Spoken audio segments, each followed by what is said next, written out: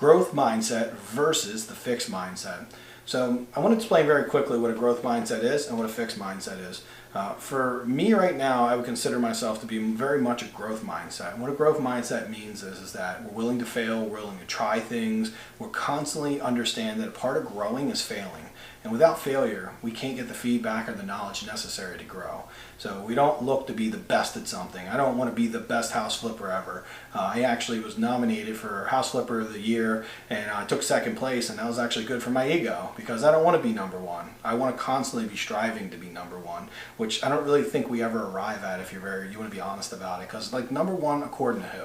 Right? Maybe you Think Magazine or some book, they're all great people, but in reality, like I don't want to be number one, I don't want to stop growing, right? I want to constantly become better. And when you think you're number one, it gives you permission to stop.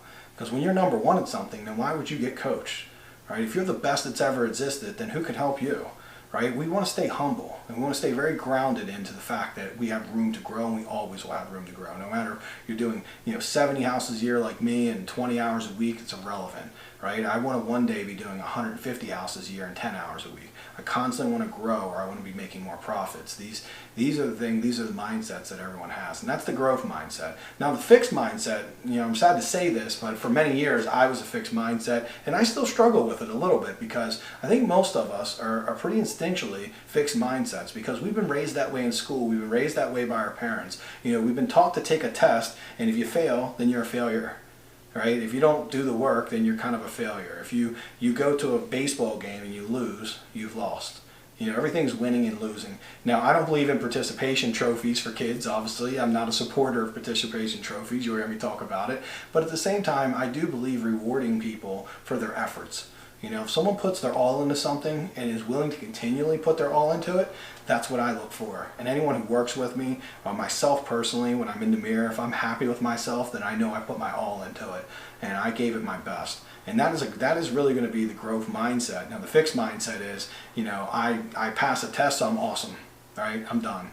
Like, why would I learn from anyone? I've had friends, and they are not doing very well in the business, and I got them in the house flipping business, and they still had this like fixed mindset that like, well, why would I get a coach? Because like, who's going to teach me? I'm doing great, doing 15 houses a year, and I'm making good money, and they were for a while. But then when there was a change in the market, they weren't really up to date on what was going on, and they got hit really hard with that because they didn't have a good connection of people around them to support them, a support system.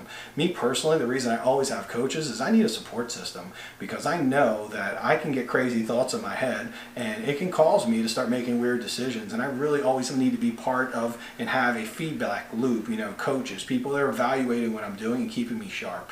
Every great company has a board of advisors, and the purpose of that board of advisors is for them to constantly keep the CEO in check, because one human being is only capable of being so perfect. Right? We are not going to be perfect as human beings, and when we're not, it's nice to have support around us to help get us back on track. That's the closest thing to perfect there can be. When you do your best and know that everyone around you will support you to continually doing your best and help you get back on track when you go off track a little bit. So that's really what the growth mindset and all that is about. Let's talk about some details of it. So much of it is your day-to-day basis comes from mindset, and that's why you want to make sure that you're in this growth mindset. The second part of this is the fixed mindset. It means that you believe your abilities are carved in stone. You believe that you were born with natural abilities to do one thing versus the other. And I totally don't believe that. I know that there's some things physically that we might be born or better at doing. Yes, we can't change those, but I think a lot of things like real estate and building a business and all that, it definitely comes from hard work and passion and commitment.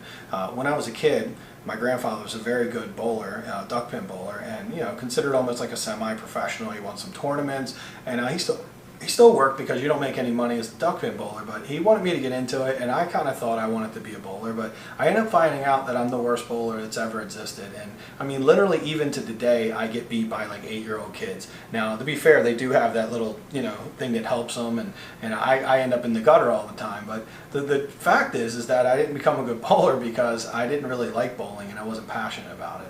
Now, you look at it from another angle, real estate. Like, I grew up in the projects. I mean, we were very poor. more. My mom was a single mother. My father wasn't around, and we didn't starve where we couldn't eat, but we didn't have any money, so we weren't able to do these big things. There was no one around us investing in real estate. I didn't have role models to teach me this.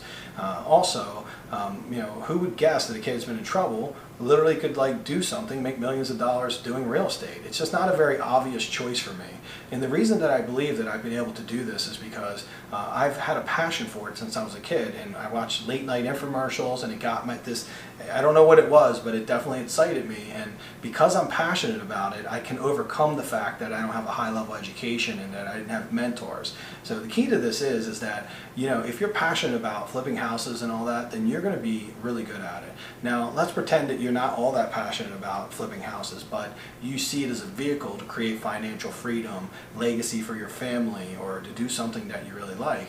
Like for Delonte, who works with me, he wants to do acting, and as he does some of this, it creates some of the freedom for him to do more acting and follow that passion. And we all have a passion. So if we aren't passionate about real estate, then just connect to the passion that real estate can help open up for you, right? If it's giving back to the community, right? Make a lot of money in real estate and use it to give back if that's what you want. Whatever it is you want, real estate might not be your passion, but I promise you, it can provide the money to fund your passion, and that connects it to a passion one way or the other, which will make you get really good at it, because you'll know, if I get good at real estate, I can have all this, right? Everything.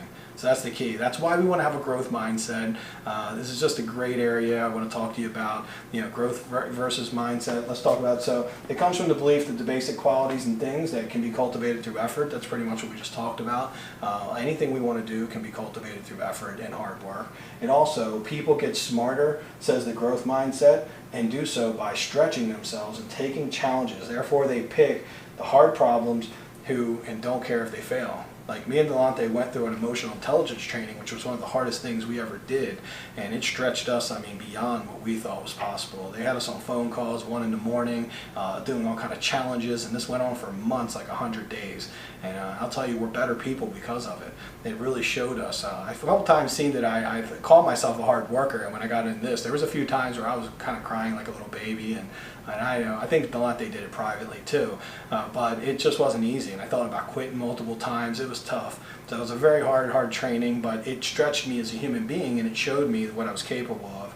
I got more accomplished in that 100 days than any 100 days in my life, because I had other people pushing me.